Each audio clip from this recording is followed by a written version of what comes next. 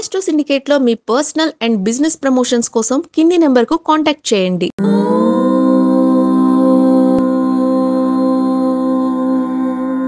ఓం శ్రీ గురుభ్యో నమః. హరి ఓం. ధనదాయ నమస్తుభ్యం నిధి పద్మాధిపాయ చ ధనధాన్య సమృద్ధిం మే కురునాథ మహేశ్వర. అందరికీ నమస్కారం.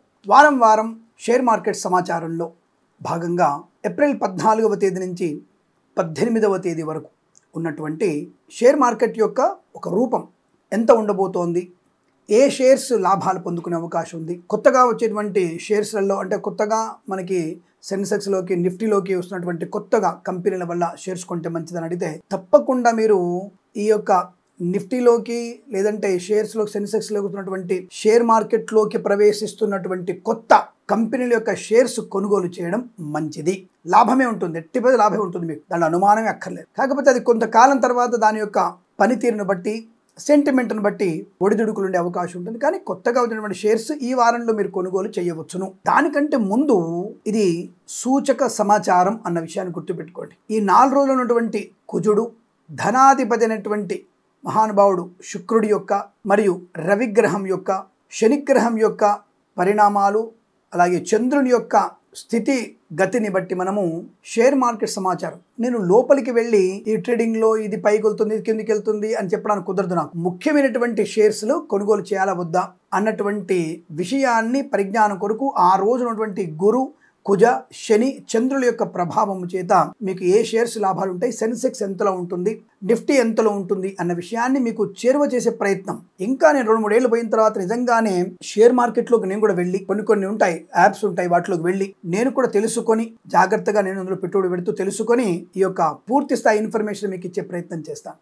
ఒక చిన్న విషయాన్ని మీకు చెప్తాను ఉదాహరణకి. అంటే నేను షేర్ మార్కెట్ చెప్పే విషయాలు వీడికి షేర్ మార్కెట్ గురించి తెలియదు, అందవి చెప్పేది సొల్లు అనేటువంటి వ్యక్తులకు ఒక చిన్న ప్రశ్న. మనకి ఇప్పుడు డిస్ట్రిక్ట్ కోర్టులో ఒక కేసు ఉంటుంది. ఒక దోషిగా తేలిన తర్వాత హైకోర్టుకి ఎందుకు వెళ్తున్నాడు అంటే అక్కడ న్యాయాధిపతి న్యాయమూర్తి వాళ్ళకి చదువు రాదని అర్థం, అంటే వాళ్ళు చదువు రాని అర్థం. అందుకే హైకోర్టుకి వెళ్తున్నాం. హైకోర్టులో లావాదేవీలో కొత్త ప్రశ్నలు, కొత్తగా పరిశీలన, కొత్తగా వారిని క్రాస్ ఎగ్జామినేషన్, హైకోర్టులో కూడా దోషిగా తెలిసిన తర్వాత మళ్ళీ మనం సుప్రీంకోర్టుకి వెళ్తున్నాం. అంటే అక్కడ న్యాయమూర్తి అక్కడ న్యాయవాదులు సరైనటువంటి అవగాహన లేని వాళ్ళ ఆలోచించారు. అంటే ఒక దగ్గర ఒకలాగా పరిశీలింపజేస్తూ వాళ్ళ కోణంలో చూస్తారు, ఇంకొక ద్వారా పరిశీలన చేస్తూ ఇంకొక రకంగా పరిష్కార మార్గాన్ని కనుక్కుంటాడు, న్యాయ పరిశీలన చేస్తారు, ఇంకొక కోర్టులో ఇంకొకలాగా దాని గురించి చేస్తారని చెప్పారు. సరే, మొన్న దుర్మార్గులు మన భాగ్యనగరంలో బాంబులు పెట్టి అనేక మంది చావు కాని వాళ్ళు ట్రిబ్యునల్ కూడా వాళ్ళు మరణశిక్ష వేసిన తర్వాత మళ్ళీ హైకోర్టులో వాళ్ళు 2015 ఇప్పుడు జరిగితే ఇప్పటి వరకు అది కేసు నడుస్తూనే ఉంది. ఆలోచిద్దాం.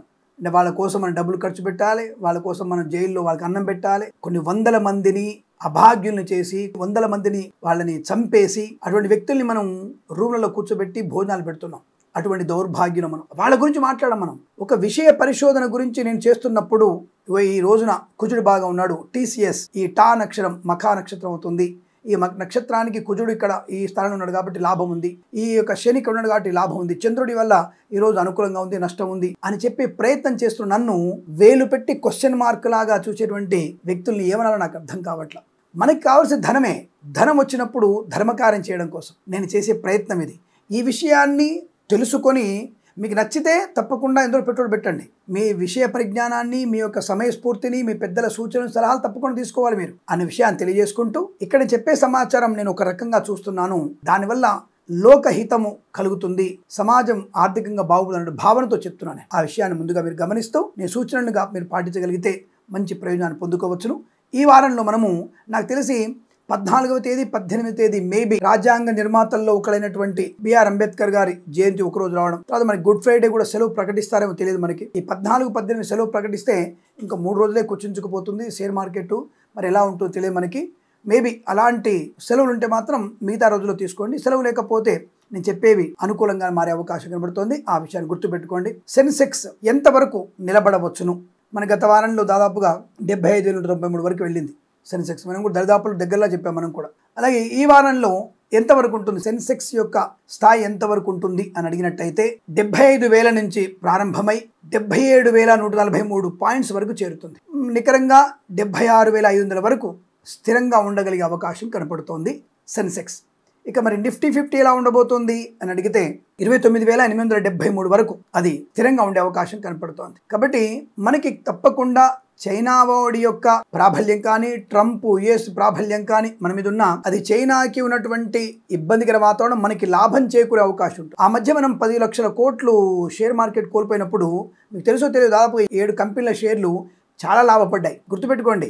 అంటే మరి అది ఏ రాష్ట్రాల వారనేది మీరు పరిశీలింపజేసుకోండి. అలాగే ఈసారి కూడా మనకి ఈ వారంలో కూడా చైనాకు ఉన్నటువంటి సుంకాలు వాళ్ళు తీసుకున్న మనకి మన దేశం యొక్క జాతీయ ఉత్పత్తి పెరగడం, ఇతరుల దేశాల ప్రభావం మీద ఉన్న మనకి సంస్థాగతమైనటువంటి నిర్ణయాలు, వ్యాపార లాభాల వల్ల మన షేర్ మార్కెట్ పదిలంగానే ఉంటుంది. ఈ వారంలో మనకి లాభాలు పొందుకునే సూచనలే కనబడుతున్నాయి. ఆటోమొబైల్ షేర్స్ కూడా లాభంలో ఉంటాయి. అందులో ముఖ్యంగా మహేంద్ర ఎస్యూవి లాంటి కార్ల వల్ల కావచ్చు, అలాగే మనకి మారుతి సుజుకి యొక్క ప్రభావం వల్ల కావచ్చు, తప్పకుండా మనకి సూచీలు అంటే ఆటోమొబైల్ షేర్స్ కూడా లాభాలు పొందుకునే అవకాశం కనబడుతోంది. గుర్తుపెట్టుకోండి. ఇక బ్యాంకింగ్ సెక్టార్లో వచ్చినప్పుడు ఫస్ట్ ప్రియారిటీ హెచ్డిఎఫ్సి, సెకండ్ ప్రియారిటీలో ఎస్బీఐ, థర్డ్ ప్రియారిటీలో ఐసిఐసిఐ లాంటివి మీకు లాభాలు అంటే బ్యాంకింగ్ షేర్లలో లాభాలు పొందుకునే అవకాశాలు బలంగా కనబడుతున్నాయి.